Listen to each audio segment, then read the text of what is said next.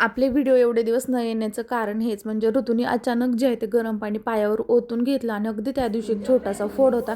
त्याच्यामुळे आता गेली 10-12 दिवस झाले मी एक पण छोटासा शॉर्ट पण जो आहे ते व्हिडिओ शूट केला नाही आणि त्या दिवशी फोड होता. पण आता 10 दिवसा म्हणजे थोडे दिवस जसे वाढत गेले तसं ते जास्तीचं होत गेलं. तर त्या दिवशी अगदी थोडासा फोड होता. ज्या दिवशी मी हा व्हिडिओ शूट केला तो घरीच होता, त्यामुळे त्याच्यासोबत तो अभ्यास करत होता. मी भाजी निवडून घेतली आणि दुपारचा लगेच स्वयंपाक वगैरे बनवून घेतला.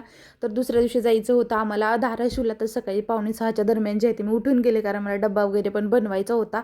उठल्यानंतर लगेच घर वगैरे झाडून घेतलं, कारण गावाकडं कुठेही जायचं असेल काहीही करायचं असेल तर घरातलं काम काय आपल्याला चुकलेलं नसतं.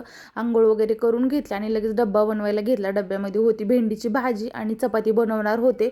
आणि आता एवढा हिवाळा आमच्याकडे, तर थंडी चालू आहे की बस विचारायलाच नको. त्यामुळे जे आहे ते चहापासून दिवसाची सुरुवात होते. चहा वगैरे घेतला, सर्व घरातली कामं आवरली आणि टिफिन वगैरे बनवून घेतले. तर अगदीच एक दिवसासाठी आम्ही जाणार होतो.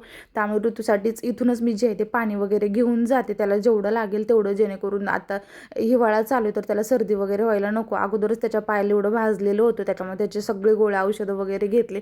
रस्त्यात काही छोटी मोठी भूक लागते त्याच्यासाठी काही फळं वगैरे घेतली आणि लगेच आमचा जो आहे तो प्रवास सुरू झाला. आणि त्या दिवशी वाटलं नव्हतं की एवढा पाय भाजलेला असेल, पण खरंच नंतर 2-3 दिवसांनी त्याच्या पायाचं जे आहे ते वाढत गेलं. त्यामुळे व्हिडिओ शूट करावा अशी इच्छा पण नाही झाली आणि त्याचा त्या त्रास बघून मलाच खूप त्रास होत होता. आणि टेंभुर्णी मार्गे जर कोण जात असेल ना, तर तिथं कापरेचा चहा म्हणून भेटतो, तर एवढा छान चहा